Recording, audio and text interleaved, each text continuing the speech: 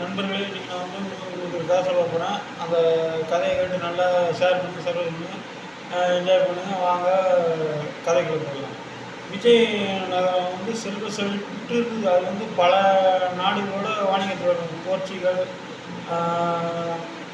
Portugal, எகிப்து, Sudan, இப்படி பல வெளிநாட்டோட வணிக தொடர்பு இருந்து எல்லாரும் அந்த நாட்டுக்கு வருவாங்க, இவருக்கும் அந்த நாட்டுக்கு போவாங்க. இப்படி இவங்க இருக்கும்போது சீனா தேசத்துலேருந்து அந்த அரசர் வந்து மன்னருக்கு வந்து அன்பளிப்பாக ஸ்ட்ராபெரி அந்த காலத்துலலாம் இப்போ தான் நம்மளுக்கு வந்து ஸ்ட்ராபெரிலாம் எங்கே பார்த்தா கிடையாது. அந்த காலத்தில் வந்து ஸ்ட்ராபெரி கிடைக்காது. அதனால் அவர் வந்து மன்னருக்காக அன்பளிப்பாக அனுப்பிட்டு இருந்தார். அந்த பழத்தோட பெருமையை பற்றி சொல்லி எழுதி மன்னர் அந்த குறிப்பெடுத்து பார்த்தா இந்த பழம் வந்து அரிய பழம், இந்த பழத்தை வந்து சாப்பிட்டிங்கன்னா உங்களுக்கு வந்து நீண்ட ஆயுள் கிடைக்கும் அப்படின்றது.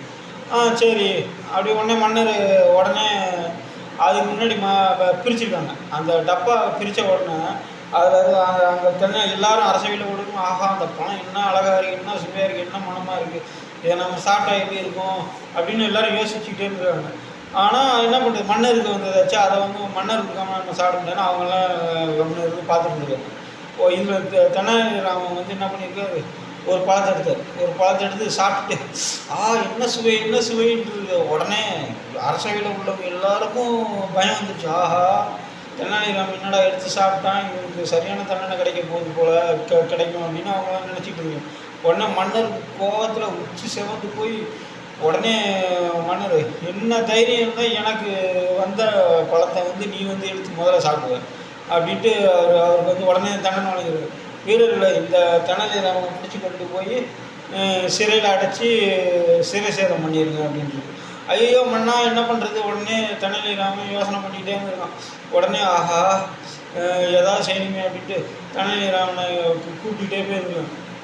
அப்புறம் திருப்பி தெனாலிராமன் ஐயோ மன்னா மன்னிச்சுருங்க, அந்த பழத்தை வந்து மட்டும் நீங்கள் வந்து சாப்பிடாதீங்க மன்னா.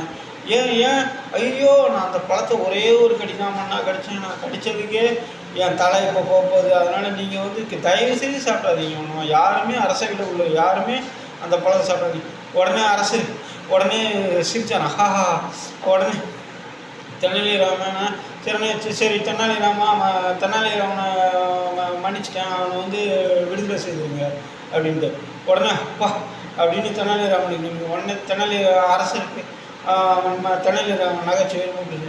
இதுலேருந்து என்ன தெரியுது, எதுலேயுமே எந்த கஷ்டத்துலையும் புத்திசாலித்தனத்தோடு நம்ம செயல்பட்டால் நம்மளுக்கு வந்து எந்த வித ஆபத்துலேருந்து தப்பிச்சிடலாம். வாங்க, நன்றி வணக்கம். இதில் அடுத்த கதையில் வந்து சந்திப்போம். நன்றி வணக்கம்.